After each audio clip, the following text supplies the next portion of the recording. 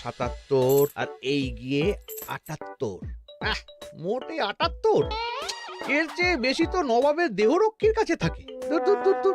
অনেকদিন মহারাজকে হাত করে মোহর নেওয়া হয়নি, কিছু একটা করতেই হবে।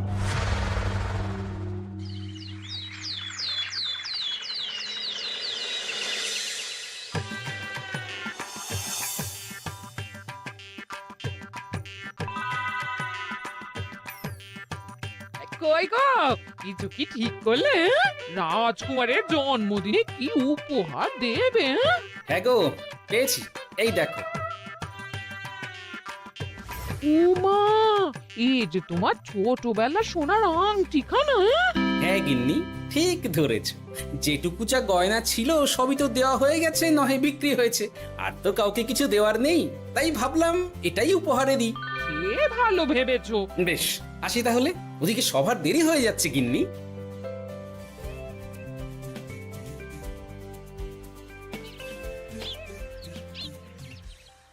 আচ্ছা শোনো, একটা কথা বলতে ভুলে গেছিলাম, আজ একটু তাড়াতাড়ি বাড়ি এসো। শাড়িওয়ালাকে আসতে বলেছি দুপুরে। আবার শাড়িওয়ালা কেন? আরে তুমি ভুলে গেলে, সামনে আমার বোনদির বিয়ে, তার জন্য নতুন শাড়ি লাগবে না গো। একমাত্র বড় মাসির মেয়ে বলে কথা। বুঝলাম, তো ওই একটা শাড়ির জন্য আবার আমাকে থাকতে হবে? 3টে শাড়ি উপহারের পাশাপাশি আমারও একটা শাড়ি চাই। হ্যাঁ আচ্ছা, তুমি নতুন শাড়ি নিয়ে কি করবে বলো তো? বিয়েটা তো তোমার বংশীর। বলি, সারাটা জীবন তো এই এক কাপড়ই কাটিয়ে দিলাম, কি দিয়েছো তুমি আমায়? কেন, এই নিজেকে আমার মতো স্বামী আর কোথাও পাবে?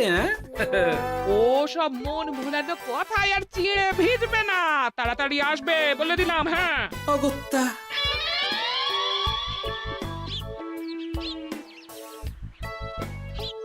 দূর, গিন্নিরও যত কথা সব বেরোনোর সময়। আবার তাড়াতাড়ি ফিরেও আসতে হবে শাড়ির জন্য। দেখি মহারাজকে বলি অগ্রিম বেতনের জন্য, না হলে তো শাড়ি কেনা যাবে না। তাও একটা হলে হতো, কিন্তু এনাকেও দিতে হবে। আসলে সত্যিই তো, গিন্নি আমার কত যত্ন আত্তি করে, কিন্তু তাকে আজ পর্যন্ত তেমন কিছু উপহার দিতে পারেনি। না, গিয়ে বলি।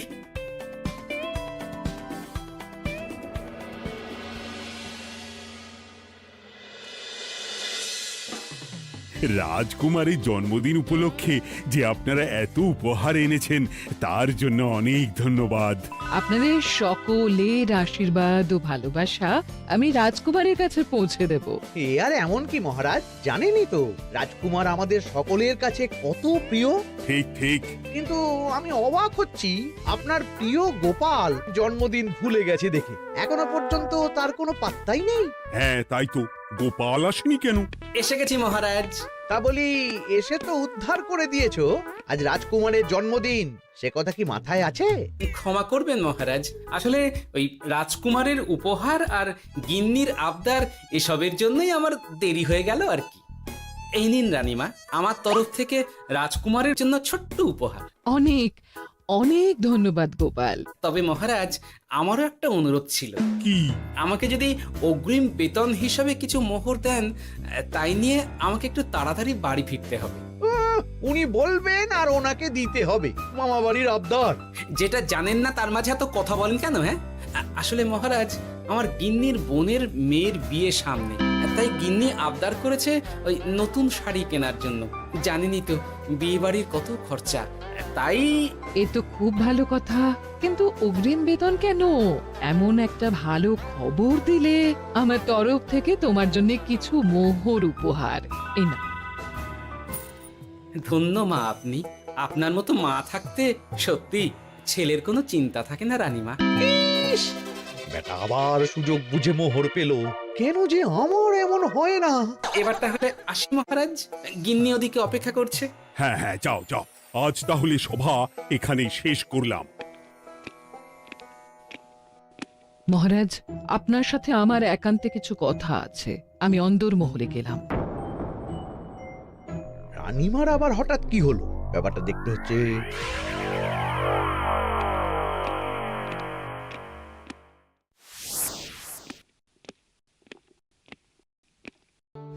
আজ আমি বুঝতে পারছি আপনি আমাকে একদম ভালোবাসেন না মহারাজ। ও কি কথা বলছো রানী? একদম ঠিক বলছি।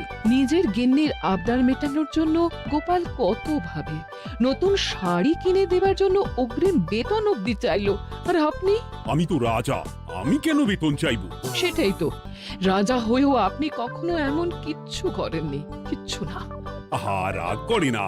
আমি তোমাকে সব থেকে সুন্দর শাড়ি উপহার দেব, একেবারে সোনার সুতোর কাজ করা মুক্ত বসানো শাড়ি। এমন শাড়ি কেউ কখনো দেখেনি। ও মা, সত্যি? আচ্ছা, এই ব্যাপার। গোপালের কথা শুনে এবার মহারাজ ও রানীমাকে উপহার দেবে? ধুর, আমারই ভাগ্যটা খারাপ।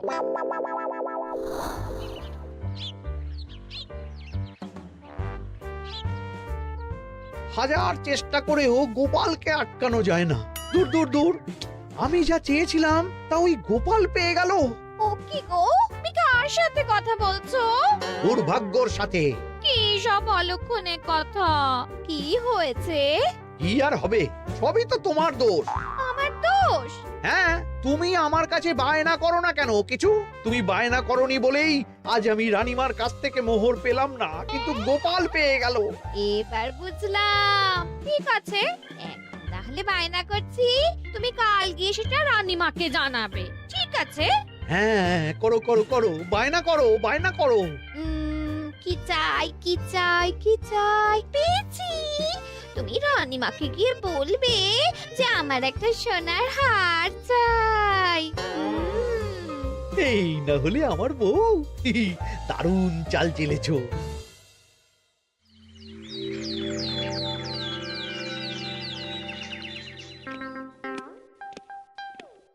কি গো মন্ত্রী, আজ যে তুমি দেরি করলে বড়। আগে মহারাজ, আমাকে সময় নিয়ে শোনাতে শোনাতে মন্ত্রীমশাইয়ের মনে হয় নিজেরই সময় জ্ঞান খারাপ হয়ে গেছে। তুমি থামো তো মহারাজ, আমারও খুব বড় একটা বিপদ হয়ে গেছে। একমাত্র রানীমাই আমাকে বাঁচাতে পারবেন। আমাকে একটু ওনার সাথে দেখা করার অনুমতি দিন মহারাজ। কিন্তু তোমাদের রানীমা তো এখানে নেই। আসলে জানোই তো যে কুমার অনেক দূরে থাকে, তাই গতকাল রাতেই রওনা দিয়েছে। সে কি, রানীমা নেই? এবার কি হবে আমার? কেন কেন কেন, কি হয়েছে? আসলে মহারাজ, আমার বউ আমার কাছে সোনার হার গড়িয়ে দেওয়ার বায়না করেছে, তাই আমার। বুঝেছি বুঝেছি, চুপ করো তুমি। এখন তোমাকে মোহর দিতে পারবো না। কেন মহারাজ? পরের মাসে দিতে পারবো। আসলে তোমাদের রানীমাকে সোনার সুতো দিয়ে কাজ করা এক শাড়ি উপহার করেছি সদ্য, যার জন্য অনেক খরচ হয়ে গেছে। তাহলে আমার সোনার হার পরের মাসে গড়িয়ে দিও। এটা তো ঠিক না। গোপাল আপনার প্রিয় বলে যখন যা চায় তখনই সাথে সাথেই পেয়ে যায়, আর আমার বেলায় এমন। এমন কোনো ব্যাপার নয় মন্ত্রী। মহারাজ, আপনি বরং আমাকে দেওয়া মোহরগুলো আমার অগ্রিম বেতন হিসেবে ধরুন, না হলে মন্ত্রীমশাই এমন অভিযোগ বারবার করবেন। আহা গোপাল, তোমাকে তো স্বয়ং রানীমা উপহার দিয়েছেন, এসব কিছু করতে হবে না। যেমন আছে তেমনই থাক। ঠিক আছে, আমিও দেখে নেব পরে। কি দেখে নেবে মন্ত্রী? না না, ও কিছু না মহারাজ, পরেই দেখে হার গড়ানোর কথা বলছি। না, মন্ত্রীর হাবভাব মোটেই ঠিক ভালো লাগছে না। বেটা মনে মনে নিশ্চয়ই কোনো ফন্দি আটছে আমার বিরুদ্ধে। কিছু একটা করতেই হবে। গোপালের ওই মোহর উপহার পাওয়াটা আমি কিছুতেই মেনে নিতে পারছি না। একটু মাথা খাটাই, একটু মাথা খাটাই। উপায় পেয়েছি। আমাকে এখনই নবাবের কাছে গিয়ে মহারাজের নামে বলতে হবে।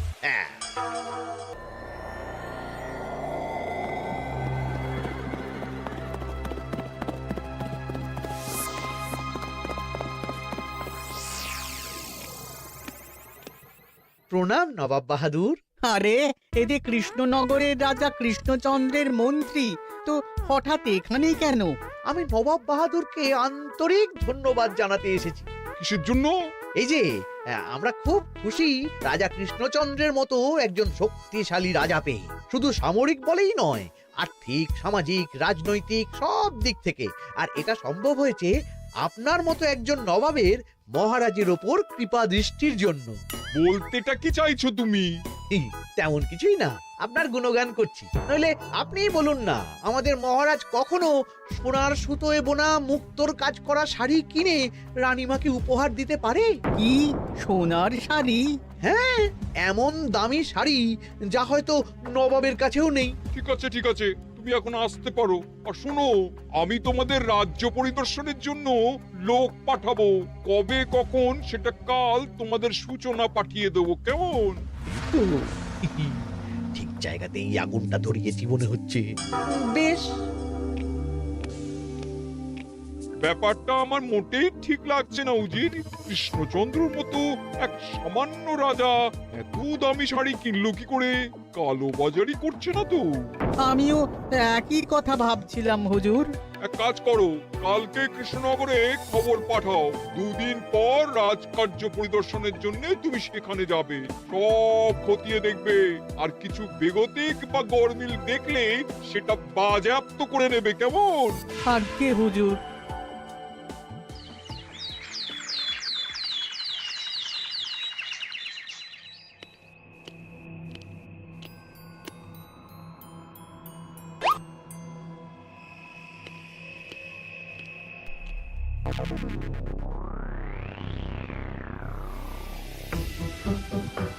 কি হয়েছে মহারাজ? কার চিঠি? নবাবের রাজকার্য পরিদর্শনের জন্য লোক পাঠাবে 2 দিন পর। এতে চিন্তার কি আছে মহারাজ? চিন্তার বিষয় আছে। নবাব আমার রাজকোষের হিসাবও মিলিয়ে দেখতে চায়। কোনো একটা ভাবে নবাবের কানে আমার সোনার শাড়ি কেনার কথাটা চলে গেছে, তাই সন্দেহ করছে। সে কি কাণ্ড! নবাবকে তো চিনি, ভুল ধরার কোনো সুযোগ ছাড়বে না। আর চিঠিতে পরিষ্কার লিখে দিয়েছে, হিসেবের একটু এদিক ওদিক হলেই সে সব বাজেয়াপ্ত করে নেবে। হায় কপাল, এ সব হয়েছে গোপালের জন্য। অমনি শুরু করে দিলেন। আচ্ছা, আমি আবার কি করেছি বলুন তো? তুমিই তো করেছো। সেদিন যদি তুমি তোমার গিন্নির শাড়ি কেনার কথাটা রানীমার কানে না তুলতে, তাহলে রানীমাও মহারাজের কাছে শাড়ির জন্য বায়না করতেন না, মহারাজও সোনার শাড়ি কিনতেন না, আর নবাবও জানতে পারতেন না। একদম ঠিক কথা বলেছ মন্ত্রী, সব দোষ তোমার গোপাল। মহারাজ, আপনি এমন বলছেন? হ্যাঁ বলছি, কারণ এটাই হয়েছে। দুশ্চিন্তায় এখন মাথা খারাপ হয়ে যাচ্ছে আমার। আমি জানি না তোমার জন্য আজ অব্দি এমন বিপদে কবে পড়েছি। এবার তোমাকেই এখান থেকে বেরোনোর উপায় বের করতে হবে। আর যদি তা না করতে পারো, তাহলে আজ পর্যন্ত তোমাকে যত মোহর উপহার দেওয়া হয়েছে সেই সব উপহারের মোহর ফেরত দিতে হবে। সব মোহর যে প্রায় খরচ হয়ে গেছে মহারাজ, আবার আমি কোথা থেকে পাবো? সেটা তুমি জানো। এইবার গোপাল ভালো মতো জব্দ হয়েছে। এই যে লঘু পাপে গুরুদণ্ড। গোপাল পড়ল কাঁদে, এমন দেখে মন্ত্রী হাসে আর আমার মনটা কাঁদে।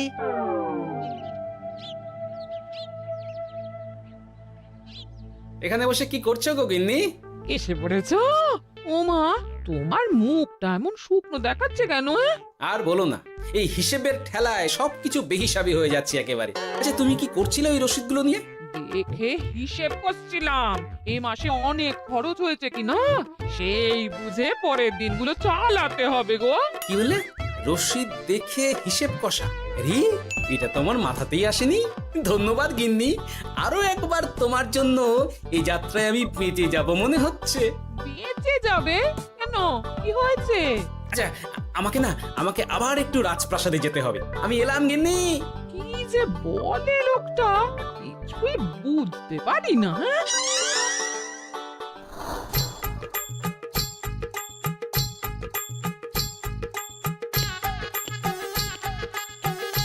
আসতে পারি মহারাজ? এ কি গোপাল, তুমি? আর কোনো চিন্তা নেই মহারাজ, নবাবকে হিসেব বোঝানোর উপায় পেয়ে গেছি। কি বলছো? কি উপায়? এই দুদিনে আপনি শুধু সকল প্রজাদের কাছ থেকে পুরনো রসিদ সংগ্রহ করুন, তাহলেই কেল্লা ফতে। তাই নাকি? আর নয়তো কি? তবে এ ব্যাপারে মন্ত্রী মশাইকে কিন্তু কিচ্ছু জানতে দেওয়া যাবে না। শুধু আমি যা বলছি তাই করুন মহারাজ। সে তো বুঝলাম, কিন্তু প্রজাদের থেকে পুরনো রসিদ সংগ্রহের কথা ঘোষণা করলেই মন্ত্রী এমনি জানতে পেরে যাবে। চিন্তা করবেন না মহারাজ, আমার কাছে এটারও উপায় আছে। আপনি শুধু খেয়াল রাখবেন যাতে এই কথা 5 কান না হয়। বাকিটা ভরসা রাখুন, কৃষ্ণনগরের একটা ঘাসও নবাব বাজেয়াপ্ত করতে পারবে না।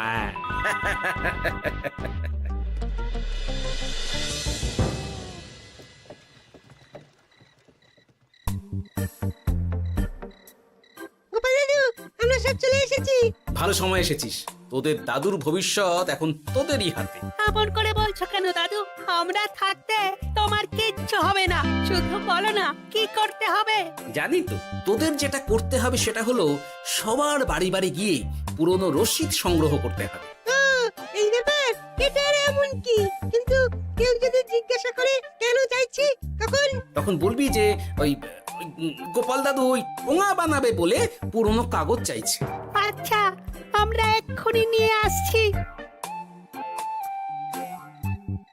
যাক, প্রথম ধাপ হয়ে গেল, এবার পরের ধাপের প্রস্তুতি। যাই, একবার বরং বিজ্ঞানীর কাছ থেকে ঘুরে আসি। বিজ্ঞানী, ও বিজ্ঞানী, বাড়ি আছো? আরে গোপাল যে, এসো এসো ভেতরে এসো। বলো, তোমাকে কিভাবে সাহায্য করতে পারি? তোমার কাছে কালি মোছা যায় এমন কোনো কিছু আছে? কালি মোছার জিনিস? হ্যাঁ, একটা তরল রাসায়নিক পদার্থ আছে যেটা সব ধরনের কালি তুলে ফেলে। দাঁড়াও দিচ্ছি। অনেক ধন্যবাদ বিজ্ঞানী।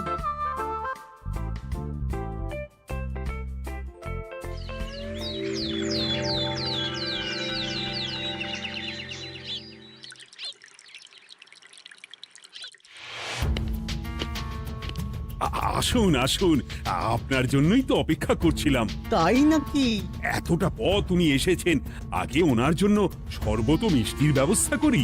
এই যে মহারাজ, আমি জল মিষ্টির ব্যবস্থা করে এনেছি, এটাও সাথে নিন। এটা কি? কেন, হিসেব ভোলা ময়রা পাঠিয়েছে এই মিষ্টি ও শরবতের দাম। এর মধ্যে এই কাজের সাথে যুক্ত ভোলা ময়রা আর তার পরিচারকের পারিশ্রমিকও যুক্ত আছে। হ্যাঁ, আসলে আমাদের মহারাজ তো প্রতিদিনের খরচ খুব হিসেব করে চলেন, তাই। ও, আমি একটু বসবো? নিশ্চয়ই, ওই তো ওদিকে বসার জায়গা। আপনি কি হাওয়া খাবেন উজির সাহেব? তাহলে রশিদে ওটাও যুক্ত করব। মশকরা হচ্ছে? আহা, রেগে যাচ্ছেন কেন? আপনার সাথে মশকরা করার মতো স্পর্ধা আমার নেই উজির সাহেব। আসলে মাসের শেষ তো, তাই একটু বেশি হিসেবে চলতে হচ্ছে আর কি। আমাকে হিসেব দেখাচ্ছ? আর রাজা কৃষ্ণচন্দ্র যে সোনার সুতোয় বোনা শাড়ি কিনতে পারলো, সেটার হিসেব কোথায়? একটা সামান্য রাজা এত অর্থ পায় কোথা থেকে? এ আবার কেমন কথা? মহারাজ যা কিনেছেন সেটা তো তার জমানো অর্থ দিয়েই কেনা। আমি বিপথে কোনো কাজ করি না। সেটা তো রাজকোষের হিসেব দেখলেই বোঝা যাবে। শুনে রাখো গোপাল, একটুও যদি হিসেব এদিক ওদিক দেখি না, তাহলে সব বাজেয়াপ্ত করে দেব। কোনো চালাকি নয়, কোনো চালাকি নয়। বেশ, তবে করুন হিসেব। আমাদের কাছে কিন্তু সব কিছু রসিদ আছে। কই গো, আনো সব, আনো আনো।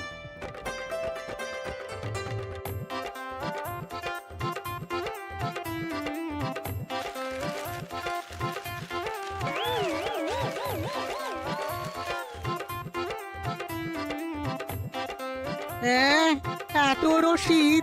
আপনি বরং নিশ্চিন্তে হিসেব কষে নিন, আমরা আসি।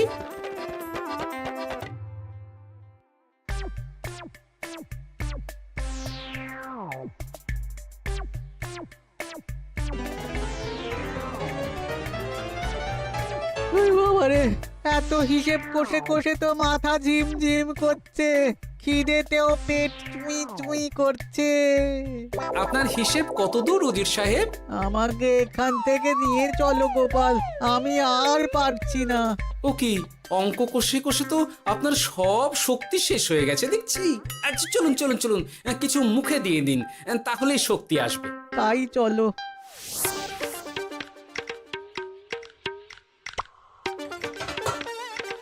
নিন, এটা হলো দুপুরের খাবার, আনাজ মশলা এমনকি রান্নার ঠাকুরেরও পারিশ্রমিকের হিসেব।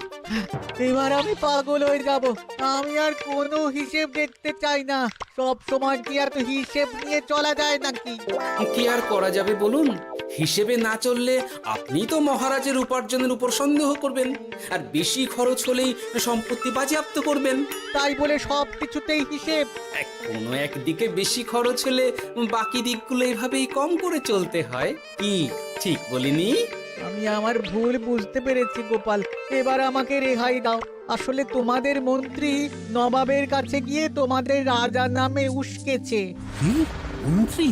এই রে খেয়েছে, এবার পালাতে হবে দেখছি। ঠিক জানতাম মোহরের জন্যই এত কিছু। তাই তো নবাব এমন করেছেন। বেশ, এবার আমি ফিরে গিয়ে নবাবকে সব জানিয়ে দিচ্ছি। সত্যি গোপাল, তোমার তুলনা হয় না। আর মন্ত্রী, আগে মহারাজ, তুমি যা করেছো তার কোনো ক্ষমা নেই। তোমার জন্যই আমার এত হয়রানি হয়েছে। ভুল হয়ে গেছে, আমাকে ক্ষমা করে দিন মহারাজ। গোপালের ওপরে হিংসে করে এমন করেছি, আর হবে না। একটা সুযোগ দিন মহারাজ। হ্যাঁ মহারাজ, সুযোগ দিয়েই দিন। বেশ, তবে তোমার শাস্তি হলো রানীমাকে আমি যে সোনা শাড়ি কিনে দিয়েছি সেটার পুরো দাম তোমাকে আমায় দিতে হবে।